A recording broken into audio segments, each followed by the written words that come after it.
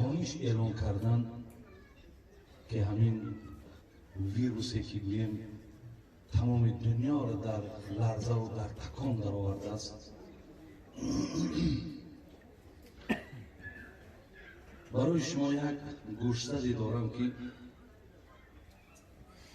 هم جناب امام بخاری هم جناب امام مسلم با روایت عبدالرحمن ابن عوف با روایت اسامه ابن زید حدیث برای ما گفتم برادران عزیز که اذا سمعتم بهی در بعض حدیث ها با چند زید اذا سمعتم طاعون بارض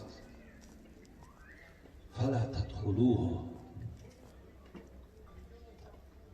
و اذا وقع فيه و اذا وقع فيه و اذا وقع و انتم فيه فلا تخرجوا منها. پیامبر ما صلی الله علیه و سلم گفتن هرگاهی که طاعون یا همین وبا یا همین ویروس گوییم در کدام سرزمینی که اگر داخل شد شما حقی اونجا داخل شدن ندارید و هرگاهی که برادران عزیز شما در همون سرزمین باشین و این بیماری آمد حقی از اونجا بیرون شدن ندارید. یعنی 15 عصر پیش سخنی پیامبر نازنین که کرانتین میگیم همون زمان برادران عزیز ایره حضرت اعلام کرده بود و اصلا همین واقعه هم در زمانه خلافت حضرت عمر که در سرزمین شام سوریه امروزه که او وقت رهبر این مملکت به ابو عبیده ابن جراح بود، حضرت وقتی خواست وارد همون شهر شدند آگاهش کردند که همین بیماری در داخل این سرزمین هست. حضرت داخل شدند، گفتن حضرت ما را گفته بودند که در سرزمینی که این درد باشه شما داخل نشید. گفتن حضرت مثل همین روزا ساده های ما، من دیروز بعضی برنامه را تماشا کردم وقتی که میگن برای همین ویروسی آمدگی خب چیها باید کرد؟ میگه این همه گپای نصیب بوده باشه میشه، نصیب بوده نباشه نمیشه.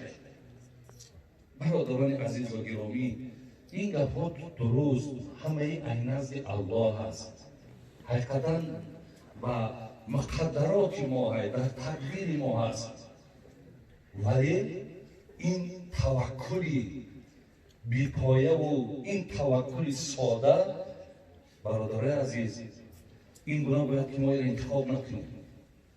حضرت عمر بینید که وقتی چقدر برای او همون جمع حرکت شد که داخل شد حضرت داخل شد.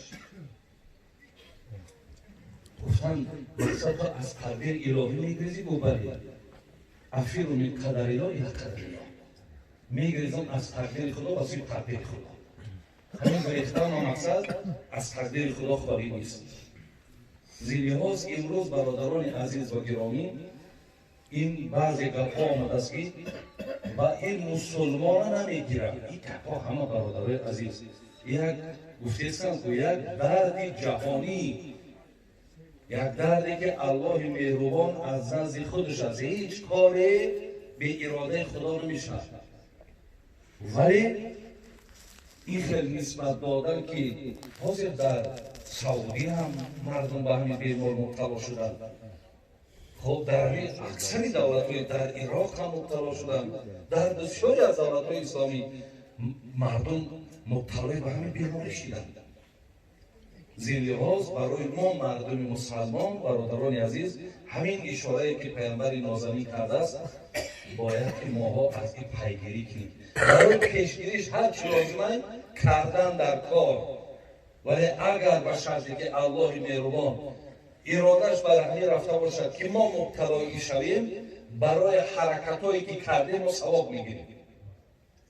لیکن اگر نکردیم و بگیم ای همش گپه، مثلا امروز طبیب امروزه را بینید، طبیب در شریعت میگن اگر بگن از همین حرام استعمال کن خوب میشه، میگن گپی طبیب را گرفتن مباحه بخور همون را.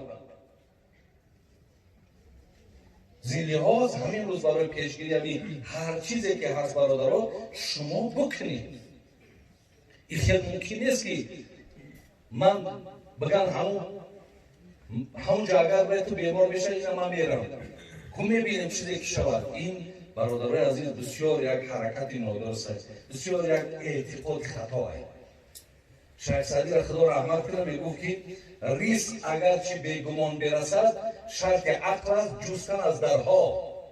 کس به اجل نخواهد مرد تو مرا بر دهان اژدها. ریسک بیگمان میرسد. الله خودش گفته است ان الله هو الرزاق ذو القوة المتین. من کفیل ریسک دارم. ولی ببین چی میگه؟ فاذا قضیت الصلاة فانتشروا فی الارض وابتغوا من فضل الله. نماز قبول کنی پریشان شد در روی زمین، طلب ریسک حلال کن. نمیگه بعد نماز بشین بازی میشود یک سه بار با پیش میاد. نمیگه کو حرکت کن، میگه مهنت کن تا که ریسک مثال به دست بیاره. برای همین برادران عزیز و گرامی این میگه ریسک اگر چی بیگمان برسد شرط عقل است جستن از درها. کس به اجل نخواهد مرد تو مرا بر دهان اژدها. یکی هیچ کس به اجل نمیمرد، یکی معنی را نداره تو برده دیده و دانسته در همین بلا در همین آفت مبتلا است. بعد دویی که خیلی نصیبش بوده. این گپ برادرای عزیز نادرسته. یا این مخصوص برای آدمای کافر آمده، برای مسلمان نآمده. نه برادرای عزیز، این گپ ها نادرسته. آیا زمانه حضرت خلافت عمر مردم شام که مردم بیدین بودند؟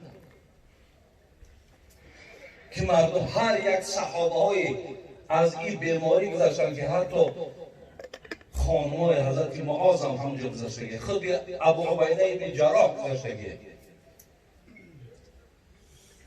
همین این سخنها برادر از این جای خش ندارد، ولی امروز آمده است ما فقط باید دعا کنیم.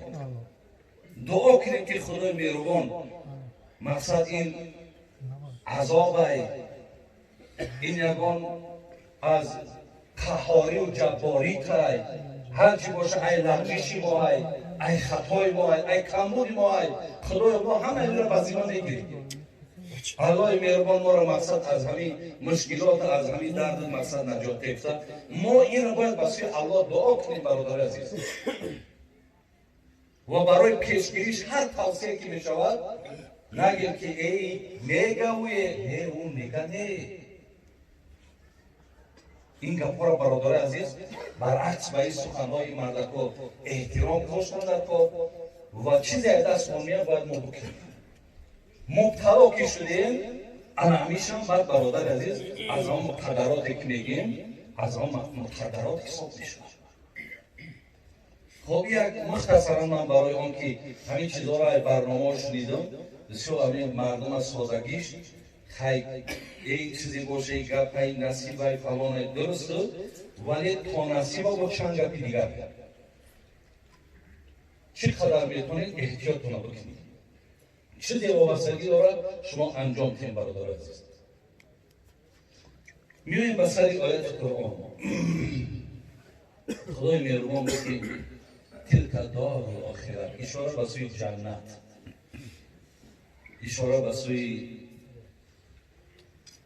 جنتی بسیار پرناز و نعمت که همه برادرای عزیز همین در کجای یک مؤمن و مسلمان محنت و زحمت فقط همین است که همون داخل جنت شود.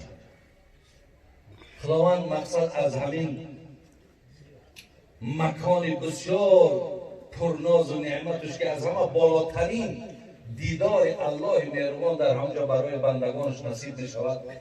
خداوند میگه همون جنت دو نفر محروم از همون جنت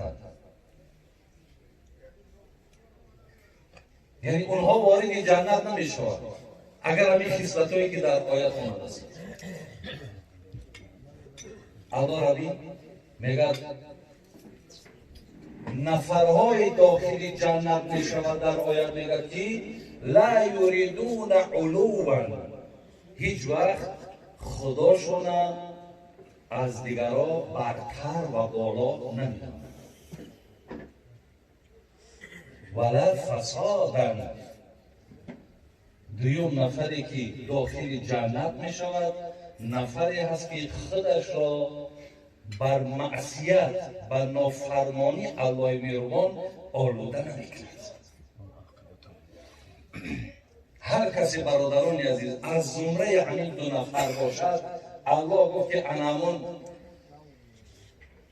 علی الارائک ینظرون که در قرآن میگه بالای کت‌ها میشینند. ولی بالای کت چه راحت داره؟ اگه کتی اوی کت‌های کندکار اینجا نیست. او کت‌ها را الله خودش میداند او چگونه کت باشد، او چگونه بالیش باشد. برادر عزیز او چگونه در پیش او بوستانسرای باشد. تعرف فی وجوههم نظرة النعیم. خداوند میگه جنتی ها را در چهره هاشون همون اثرهای نعمت جنت در چهره هاشون. یسقون من رحیق مختوم ختامه مسک. برادر عزیز ملائکه ها بین لگن ها در دست، لگن های همه از بریانت طلا، بالاش در مقصد بهترین همین ظرف ها قطعی از همه تازه ترین شربت میوه، بالاش مقصد پرده ای که در بالاش دارد ای مشک، ختامه مسک.